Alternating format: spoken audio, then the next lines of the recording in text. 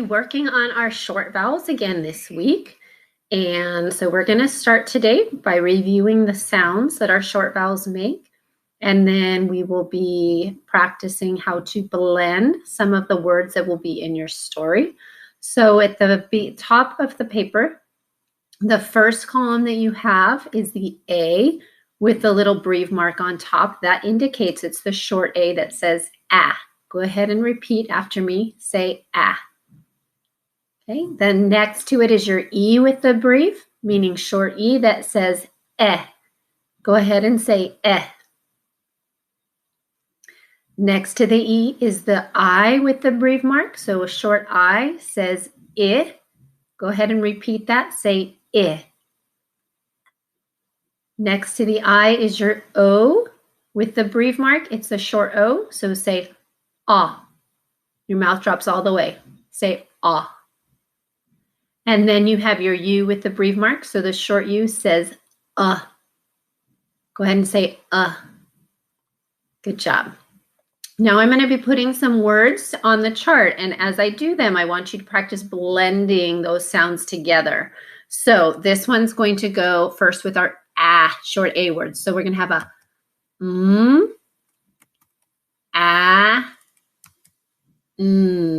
That word says man. Next, we're going to do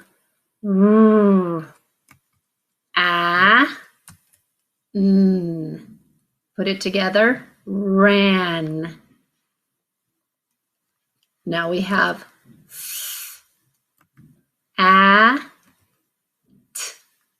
fat. Next, we're going to do rat.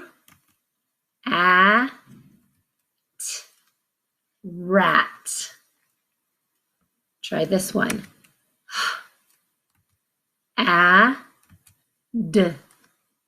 Had. This one is going to be one of the characters in our story. So you're not going to be familiar with this word. So I'm going to put a capital, so capital P, Pap. So this is going to be the character's name, which is why I put a capital there. And I think of it as like when you might have a grandpa. So you might call him Pa, or I've heard people say they're grandpappy. So you get the word pap out of that. And then here's a word that does not have the short A in the middle, but it's a common word, one of your high frequency words. So we're going to have d. This is the word and. Okay, so these are your short A words from the story. So say man, ran, fat, rat, had, pap, and I want to show you two words down here that I'm actually going to do a strike through on if it will let me. And that is because these words do not follow the short A. Actually, I'm not sure if my strike through is going to work right now. Let me try it and see. So this word here looks like it fits the pattern. It has the A in the middle of two consonants. The problem is that right here, the AW says aw. So this is not an A sound. This is a vowel team. This word says saw. And that's one of your high frequency words. So this does not follow the short A words. And my strike through is not going to work on this. So I'm going to move this down here. And I'm going to put another box in for us. And this is going to be our non-examples. So non-examples mean words that do not have our short vowel sound, but they look as if they have the short vowel sound. Okay, I'm going to type it again. So the reason this is not an ah sound, again, is because the AW is saying aw, aw. Now look at this word as well. This is the word was.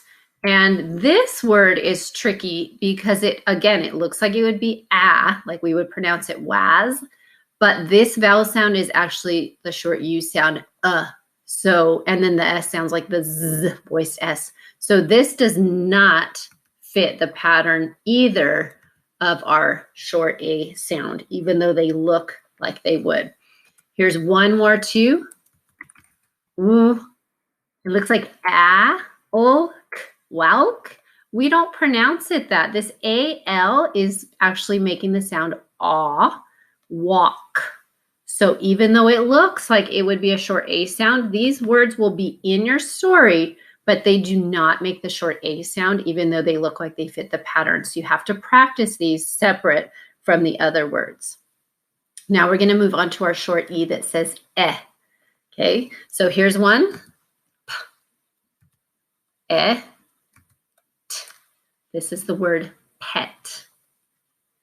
This one is a digraph, so you have to say v, n, then. And then this word goes l, p, help. But I can also add an S on it to make it, or to change the verb tense, helps. So you need to practice the word help, and you can practice the word helps. Don't get confused when you see the word with the LPS. You want to blend them separately, but then put it together so that you're able to read the word helps fluently, which means quickly. Okay, now try the I, it. Now watch this. I'm just going to add a sound to that. So now we say s, I, t, sit. Now like help, I can add the S at the end of it and make sits. And that changes my verb tense depending on who my sentence is about. One more that you're going to have in your story with the I, and that goes I. Now be careful here because it's the S, but we're going to have the voice S. His, z, his. Okay. We're going to go over here to the ah. So we're going to have on. Next, say these sounds. G, t, got.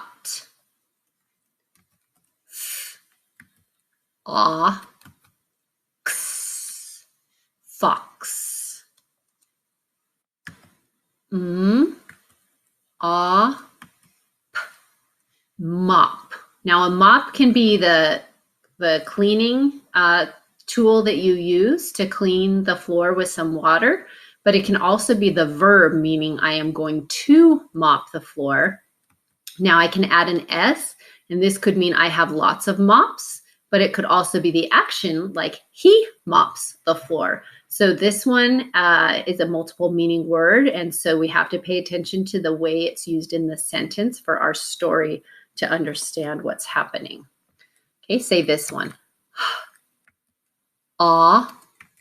G, hog, a type of a pig. Okay. G, log. And then we're going to have another character from our story. So I'm going to do a capital B. B. Put it together, and that name is Bob. Now, there are a couple non-examples, so I want to add these here as well. Non-examples, I missed one that has the E, so let me back up and do th. Now it looks like this one also would be the E in between consonants, but it's not. This again is a vowel team, and this says they, one of your high frequency words, they. Okay. Now with the O, some words that look like they might be the short O would be right here. It looks like it's going to be an ah sound. The problem with this word is the R that goes with your vowel. So this word is for, or. It's a vowel controlled R, so that one is different. And then this will be our last non-example or irregular word that we have. So when I see this, this looks like it fits our short O pattern. We have an O in the middle of our consonant and our digraph. So it'd be both, but that's not the way it's pronounced. This word is both. It's actually a long O here. So again, these words that I'm putting at the bottom might trick you while you're reading your story because they look like they fit our short vowel sounds, but they're not. They're irregular in one way or another. So you have to practice them separate. Okay, we're going to move on to our last ones with our short U sound, So I'm going to put one here. Say d. Put it together, mud. Then I'm going to do this one. Say g, rug. And then this word,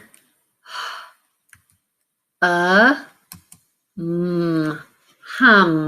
When you hum a sound,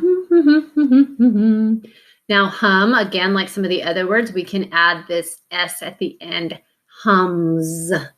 And it's the voiced S, so it's going to sound more like a Z. Okay, so we already went over all of our short A words. Let's go over the rest. Say pet, then, helps. Say it, sits, his. Say on, got, fox, mops, hog, log, Bob. And now say mud, rug, hums. These words will all be in your story this week. Our next activity in our Nearpod lesson will be to do some word chaining. So if you're able to grab a piece of paper and a pencil, or if you have your own whiteboard and marker at home, we're going to practice with these words by switching one sound at a time.